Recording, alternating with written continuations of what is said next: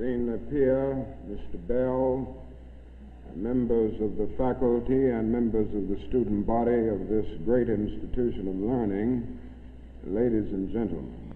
Now, there are several things that one could talk about before such a large, concerned, and enlightened audience. There are so many problems facing our nation and our world that one could just take off anywhere. But today I would like to talk mainly about the race problem, since I'll have to rush right out and go to New York to talk about Vietnam tomorrow, and I've been talking about it a great deal this week and weeks before that. But I'd like to use as a subject from which to speak this afternoon the other America. And I use this subject because there are literally two Americas. One America is beautiful for situation. And in a sense, this America is overflowing with the milk of prosperity and the honey of opportunity.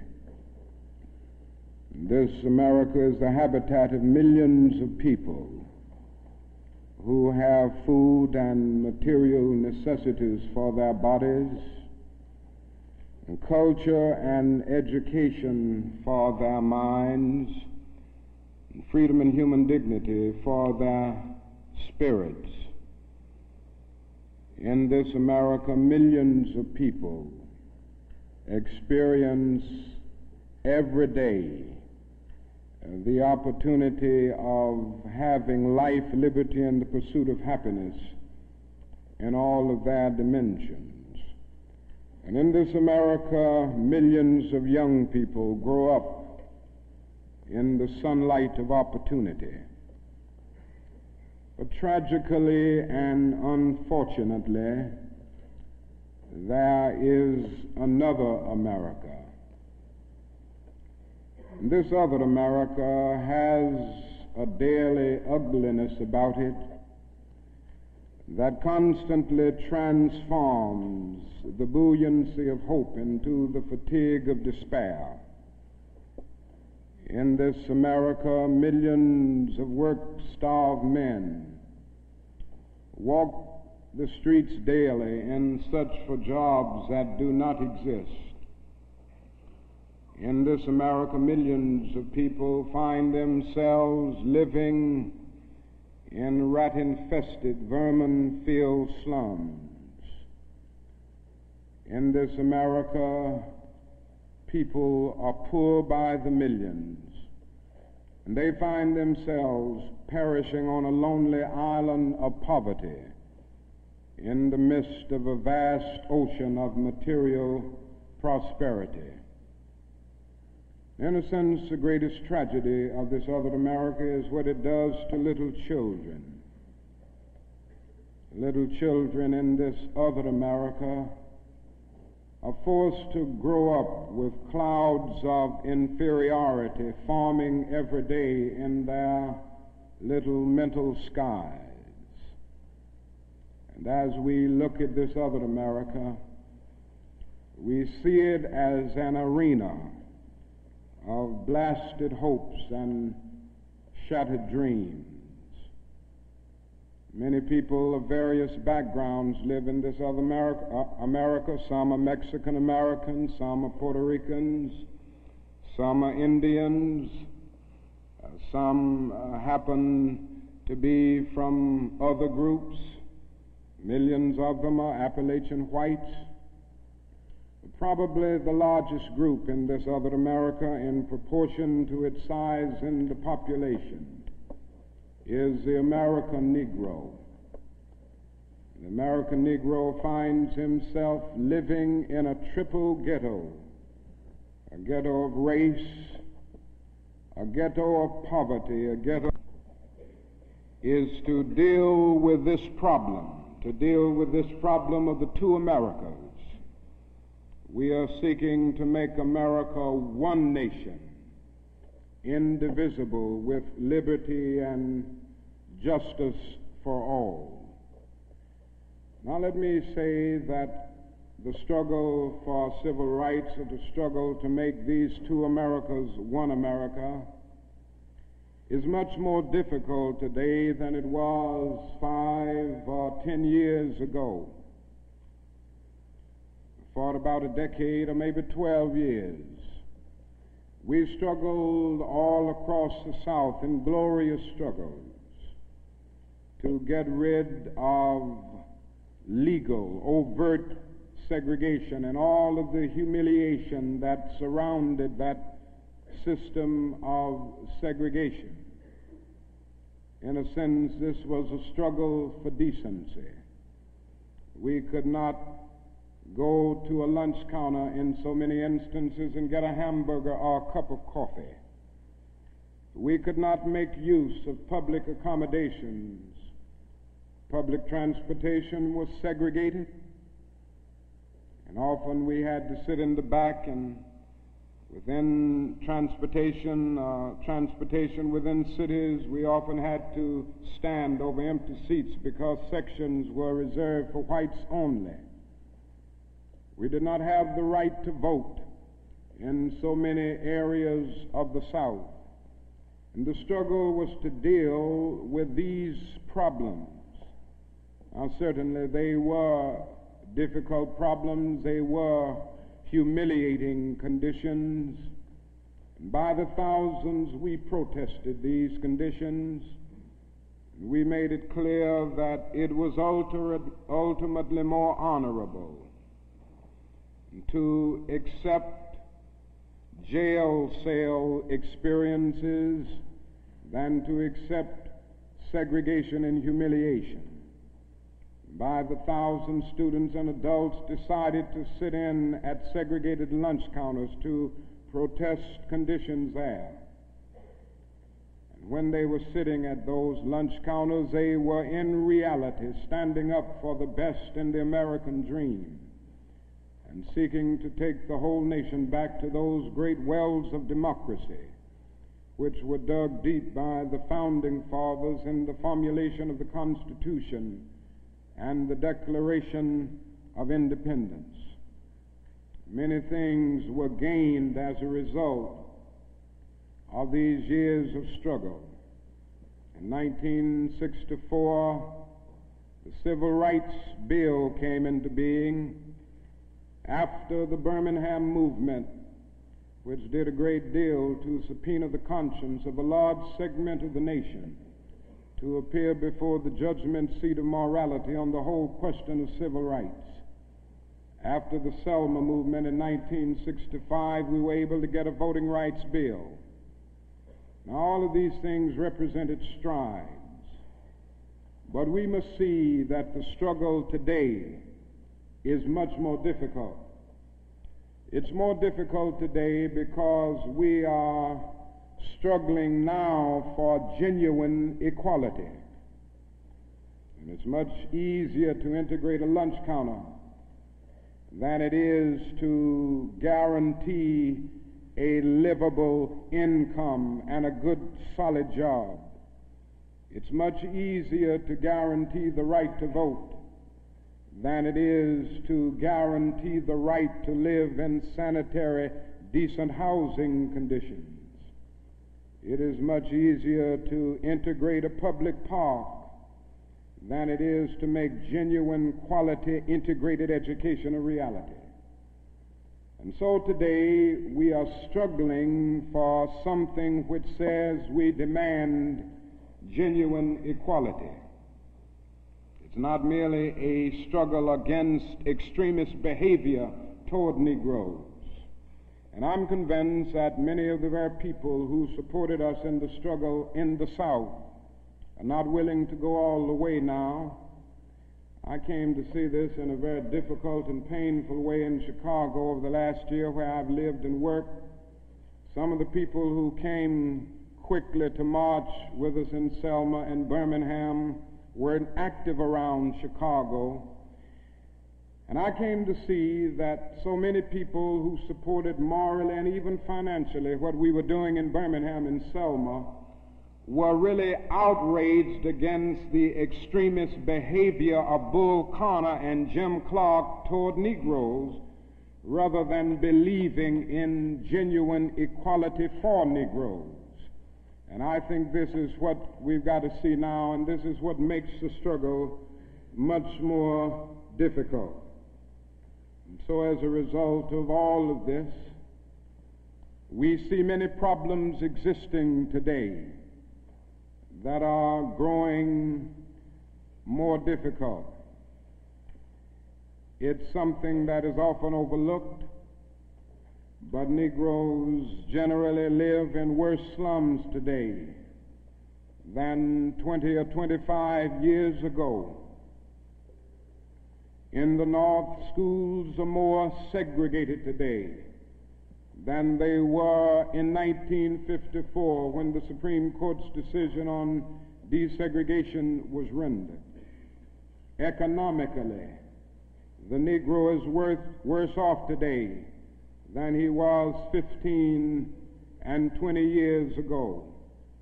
And so the unemployment rate among whites at one time was about the same as the unemployment rate among Negroes. But today the unemployment rate among Negroes is twice that of whites.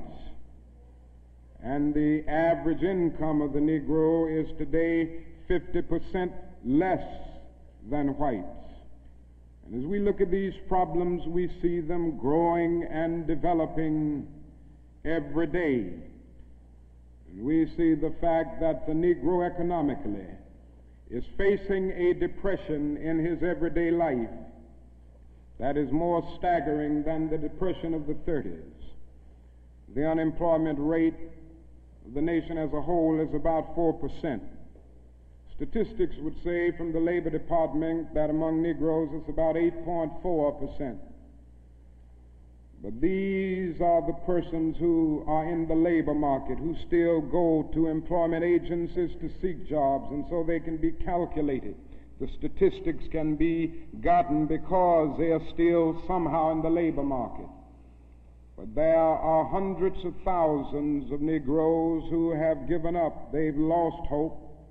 They've come to feel that life is a long and desolate corridor for them with no exit sign. And so they no longer go to look for a job. There are those who would estimate that these persons who are called the discouraged persons would be 6 or 7% in the Negro community. And that means that unemployment among Negroes may well be 16%. Among Negro youth in some of our large urban areas, it goes to 30 and 40%. And so you can see what I mean when I say that in the Negro community, that is a major, tragic, and staggering depression that we face in our everyday lives. Now, the other thing that we've got to come to see now that many of us didn't see too well during the last 10 years, that is that racism is still alive in American society and much more widespread than we realize. And we must see racism for what it is. It is a myth of the superior and the inferior race. It is the false and tragic notion that one particular group, one particular race is responsible for all of the progress, all of the insights, and the total flow of history. And the theory that another group or another race is totally depraved, innately impure, and innately inferior. And in the final analysis, racism is evil because its ultimate logic is genocide. Hitler was a sick and tragic man who carried racism to its logical conclusion. And he ended up leading a nation to the point of killing about 6 million Jews. And this is the tragedy of racism, because its ultimate logic is genocide. If one says that I am not good enough to live next door to him, if one says that I am not good enough to eat at a lunch counter, or to have a good, decent job, or to go to school with him, merely because of my race, he is saying consciously or unconsciously that I do not deserve to exist. To use a philosophical analogy here, racism is not based on some empirical generalization. It is based rather on an ontological affirmation. It is not the assertion that certain people are behind culturally or otherwise because of environmental conditions. It is the affirmation that the very being of a people is inferior. And this is the great tragedy of it. I say that however unpleasant it is, we must honestly see and admit that racism is still deeply rooted all over America.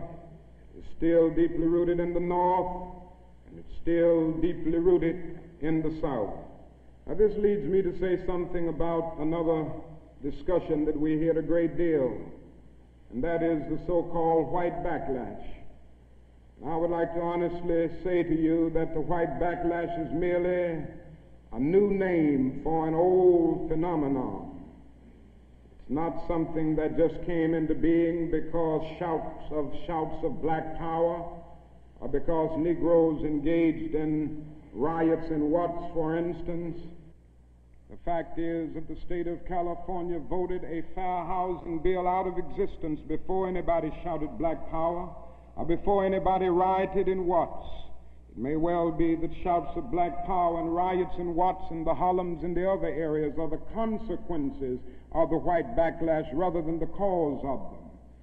What it is necessary to see is that there has never been a single solid, monistic, determined commitment on the part of the vast majority of white Americans, the whole question of civil rights and on the whole question of racial equality.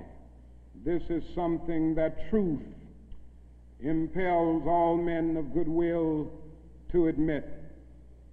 It is said on the Statue of Liberty that America is the home of exiles. But it doesn't take us long to realize that America has been the home of its white exiles from Europe. But it has not evinced the same kind of maternal care and concern for its black exiles from Africa. And it is no wonder that in one of his sorrow songs, a Negro could sing out, "Sometimes I feel like a motherless child." What great estrangement, what great sense of rejection caused the people to emerge with such a metaphor as they looked over their lives. What I'm trying to get across is that our nation has constantly taken a positive step forward on the question of racial justice and racial equality. But over and over again, at the same time, it made certain backward steps. And this has been the persistence of the so-called white backlash. In 1863, the Negro was freed from the bondage of physical slavery. But at the same time, the nation refused to give him land to make that freedom meaningful. And at that same period, America was giving millions of acres of land in the West and the Midwest, which meant that America was willing to undergird its white peasants from Europe with an economic floor that would make it possible to grow and develop. And refused to give that economic floor to its black peasants, so to speak. And this is why Frederick Douglass could say that emancipation for the Negro was freedom to hunger, freedom to the winds and rains of heaven, freedom without roofs to cover their heads, He went on to say that it was freedom without bread to eat, freedom without land to cultivate. It was freedom and famine at the same time. But it does not stop there. In 1875, the nation passed a civil rights bill and refused to enforce it. In 1964, the nation passed a weaker civil rights bill. And even to this day, that bill has not been totally enforced in all of its dimensions. The nation heralded a new day of concern for the poor, for the poverty-stricken, for the disadvantaged, and brought into being a poverty bill. But at the same time, it put such little money into the program that it was hardly, and still remains hardly, a good skirmish against poverty. White politicians in suburbs talk eloquently against open housing, and in the same breath contend that they are not racist. And all of this and all of these things tell us that America has been backlashing on the whole question of basic constitutional and God-given rights for Negroes and other disadvantaged groups for more than 300 years. So these conditions, persistence of widespread poverty, of slums, and of tragic conditions in schools and other areas of life, all of these things have brought about a great deal of despair and a great deal of desperation, a great deal of disappointment and even bitterness in the Negro communities. And today all of our cities confront huge problems. All of our cities are potentially powder kegs as a result of the continued existence of these conditions. Many in moments of anger, many in moments of deep bitterness, engage in riots. And let me say, as I've always said, and I will always continue to say, that riots are socially destructive and self-defeating. I'm still convinced that nonviolence is the most potent weapon available to oppress people in their struggle for freedom and justice. I feel that violence will only create more social problems than they will solve, and that in a real sense it is impractical for the Negro to even think of mounting a violent revolution in the United States. So I will continue to condemn riots and continue to say to my brothers and sisters that this is not the way. Continue to affirm that there is another way. But at the same time, it is as necessary for me to be as vigorous in condemning the conditions which cause persons to feel that they must engage in riotous activities as it is for me to condemn riots. I think America must see that riots do not develop out of thin air. Certain conditions continue to exist in our society, which must be condemned as vigorously as we condemn riots. But in the final analysis, a riot is the language of the unheard. And what is it that America has failed to hear? It has failed to hear that the plight of the Negro poor has worsened over the last few years. It has failed to hear that the promises of freedom and justice have not been met. And it has failed to hear that large segments of white society are more concerned about tranquility and the status quo than about justice, equality, and humanity. And so in a real sense, our nation's summers of riots are caused by our nation's winters of delay. And as long as America postpones justice, we stand in the position of having these recurrences of violence and riots over and over again. social justice, and progress are the absolute guarantors of riot prevention. Now let me go on to say that if we are to deal with all of the problems that I've talked about, if we are to bring America to the point that we have one nation, indivisible, with liberty and justice for all, there are certain things that we must do. The job ahead must be massive and positive. We must develop massive action programs all over the United States of America in order to deal with the problems that I have mentioned. Now, in order to develop these massive action programs, we've got to get rid of one or two false notions that continue to exist in our society. One is the notion that only time can solve the problem of racial injustice. I'm sure you've heard this idea. It is the notion almost that is something in the very flow of time that will miraculously cure all evils. And I've heard this over and over again. There are those, and they're often sincere people, who say to Negroes and their allies in the white community that we should slow up and just be nice and patient and continue to pray, and in 100 or 200 years the problem will work itself out, because only time can solve the problem.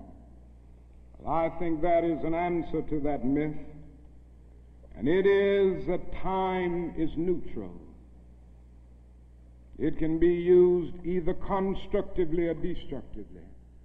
And I'm absolutely convinced that the forces of ill will in our nation, the extreme rightists in our nation, have often used time much more effectively than the forces of goodwill. And it may well be that we will have to repent in this generation, not merely for the vitriolic words of the bad people and the violent actions of the bad people, but for the appalling silence and indifference of the good people who sit around and say, wait on time. Somewhere we must come to see that social progress never rolls in on the wheels of inevitability.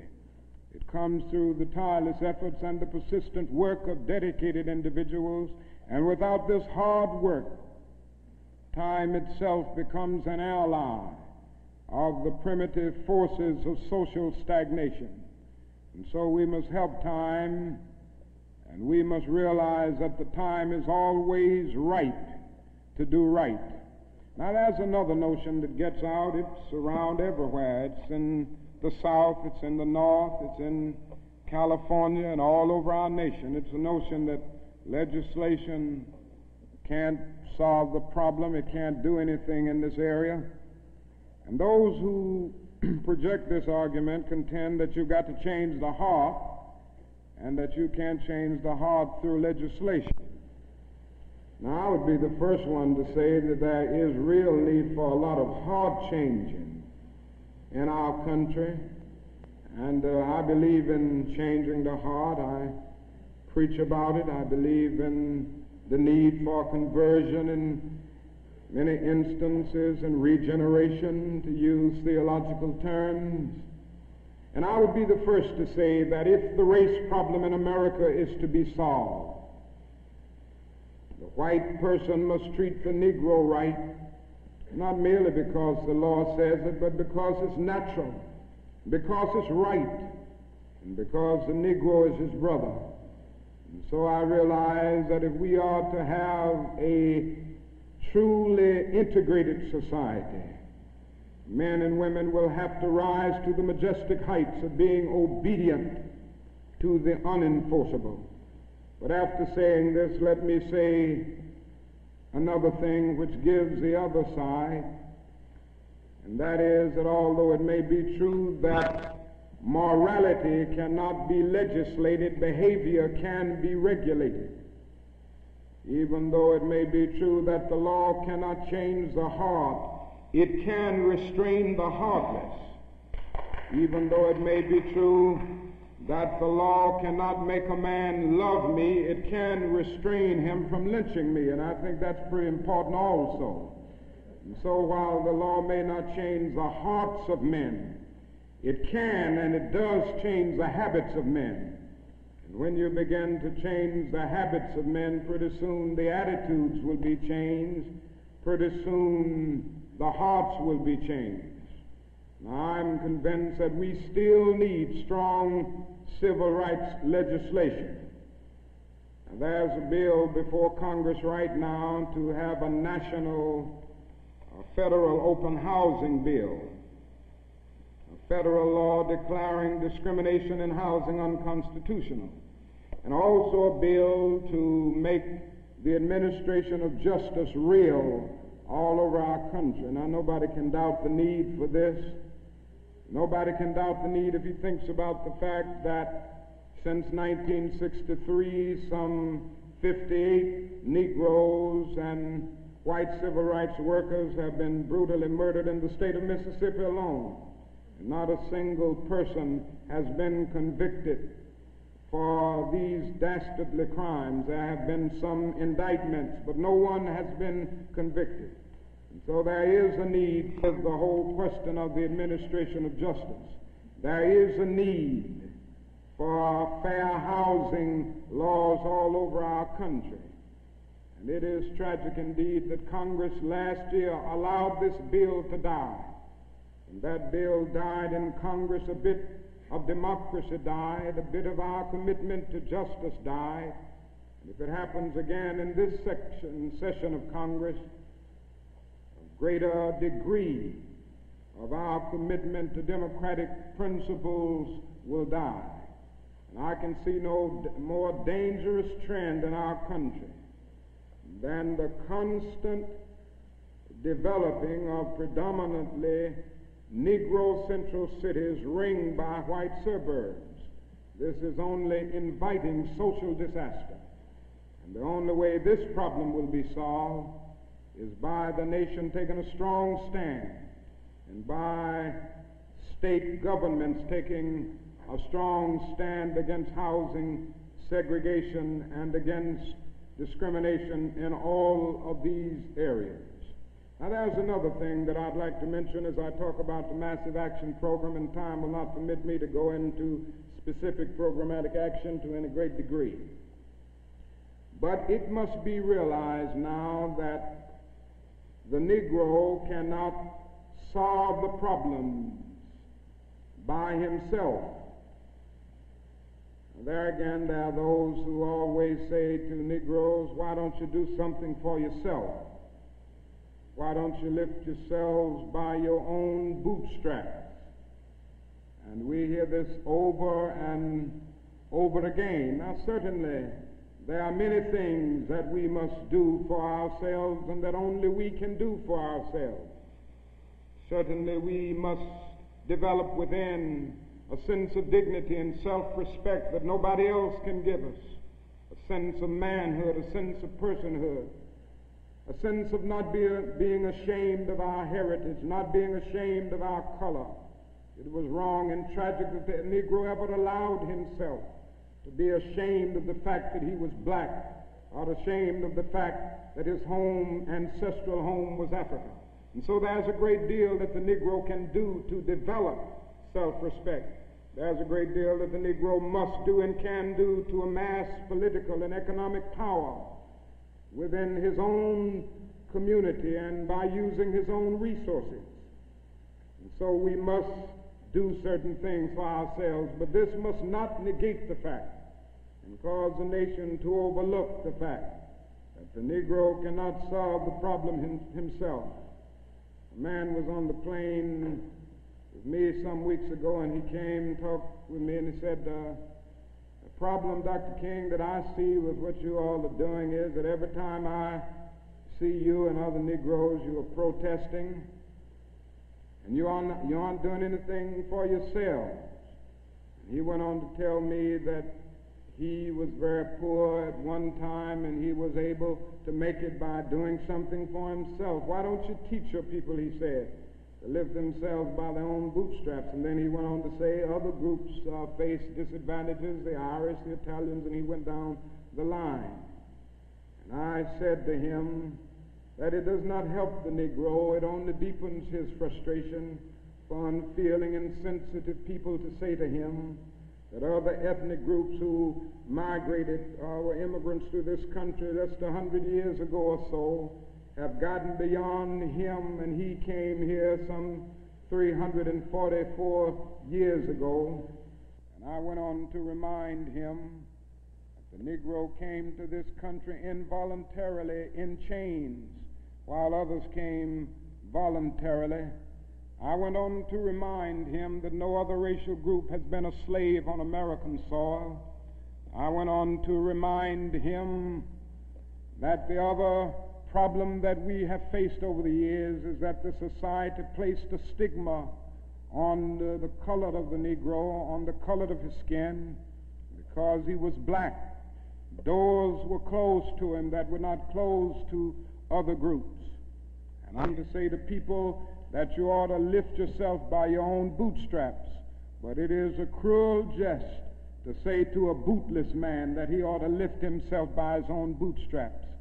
The fact is that millions of Negroes, as a result of centuries of denial and neglect, have been left bootless, and they find themselves impoverished aliens in this affluent society. And that is a great deal that the society can and must do if the Negro is to gain the economic security that he needs. Now, one of the answers, it seems to me, is a guaranteed annual income, a guaranteed minimum income for all people and for all families of our country. It seems to me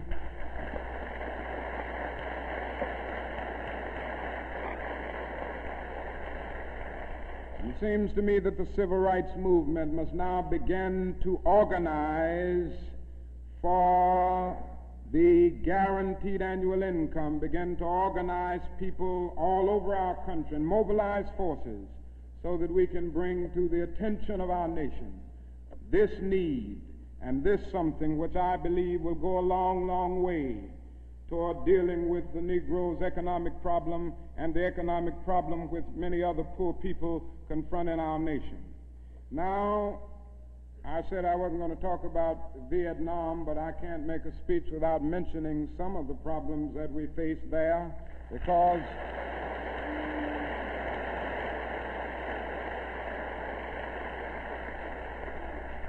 I think this war has diverted attention from civil rights. It has strengthened the forces of reaction in our country and has brought to the forefront the military-industrial complex that even President Eisenhower warned us against at one time. And above all, it is destroying human lives. It's destroying the lives of thousands of the young, promising men of our nation, destroying the lives of little boys and little girls in Vietnam. But one of the greatest things that this war is doing to us in civil rights is that it is allowing the great society to be shot down on the battlefields of Vietnam every day. And I submit this afternoon that we can end poverty in the United States. Our nation has the resources to do it. The national gross product of America will rise to the astounding figure of some $7 this year. We have the resources. The question is whether the nation has the will. And I submit that if we can spend $5 billion a year to fight an ill-considered war in Vietnam and $20 billion to put a man on the moon, our nation can spend billions of dollars on their own 2 feet right here on earth.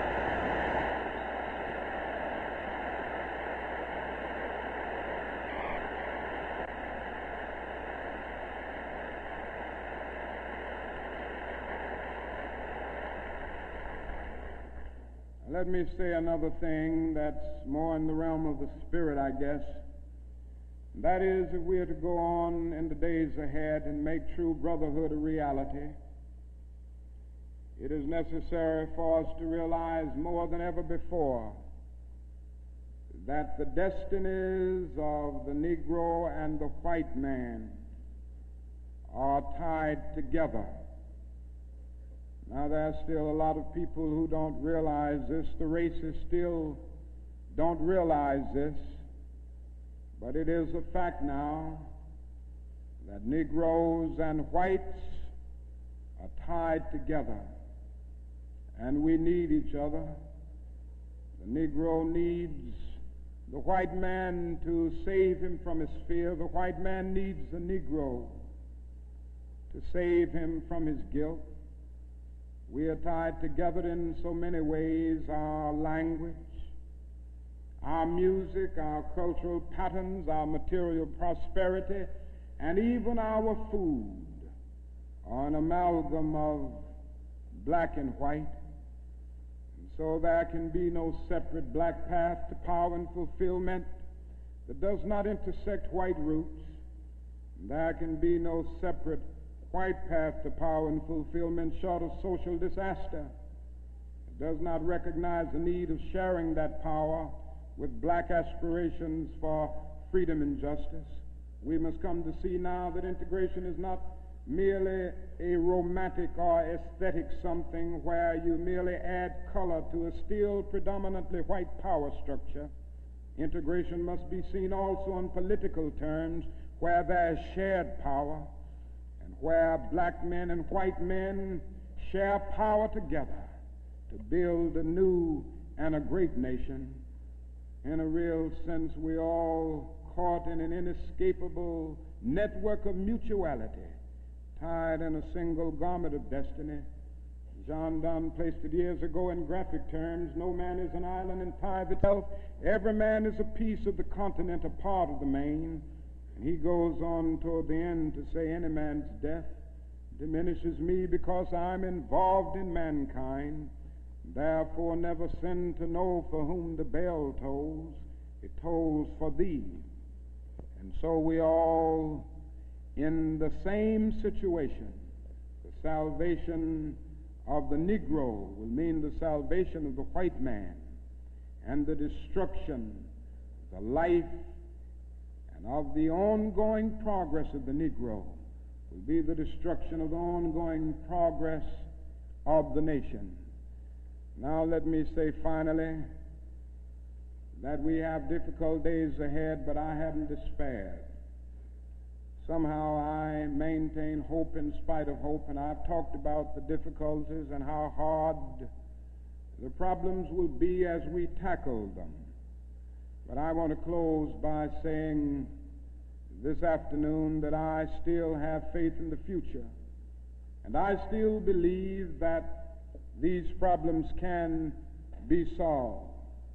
And so I will not join anyone who will say that we still can't develop a coalition of conscience. I realize and understand the discontent and the agony and the disappointment and even the bitterness of those who feel that whites in America cannot be trusted. And I would be the first to say that there are all too many who are still guided by the racist ethos. But I am still convinced that there are still many white persons of goodwill, and I'm happy to say that I see them every day in the student generation, who cherish democratic principles and justice above principle, and who will stick with the cause of justice and the cause of civil rights and the cause of peace throughout the days ahead. And so I refuse to despair. I think we're going to achieve our freedom, because however much America strays away from the ideals of justice, the goal of America is freedom. Abused and scorned though we may be, our destiny is tied up in the destiny of America. Before the Pilgrim Fathers landed at Plymouth, we were here. Before Jefferson etched across the pages of history the majestic words of the Declaration of Independence, we were here. before the beautiful words of the Star-Spangled Banner were written, we were here. And for more than 2 centuries, our forebears labored here without wages. They made cotton king. They built the homes of their masters in the midst of the most humiliating and oppressive conditions. And yet out of a bottomless vitality, they continued to grow and develop. And I say that if the inexpressible cruelties of slavery couldn't stop us, the opposition that we now face, including the so-called white backlash, will surely fail. We're going to win our freedom, because both the sacred head of our nation and the eternal will of the Almighty God are embodied in our echoing demands. And so I can still sing, we shall overcome. We shall overcome because the arc of the moral universe is long, but it bends toward justice. We shall overcome because Carlyle is right. No lie can live forever. We shall overcome because William Cullen Bryant is right. Truth crushed earth will rise again. We shall overcome because James Russell Lowell is right. Truth forever on the scaffold, wrong forever on the throne. Yet that scaffold sways the future. With faith, we will be able to hew out of the mounting of despair a stone of hope. With this faith, we will be able to transform the jangling discords of our nation into a beautiful symphony of brotherhood. With this faith, we will be able to speed up the day when all of God's children, black men and white men, Jews and Gentiles, Protestants and Catholics, will be able to join hands and live together as brothers and sisters all over this great nation. That will be a great day. That will be a great tomorrow. In the word, to speak symbolically, that will be the day when the morning stars will sing together and the sons of God will shout for joy. Thank you.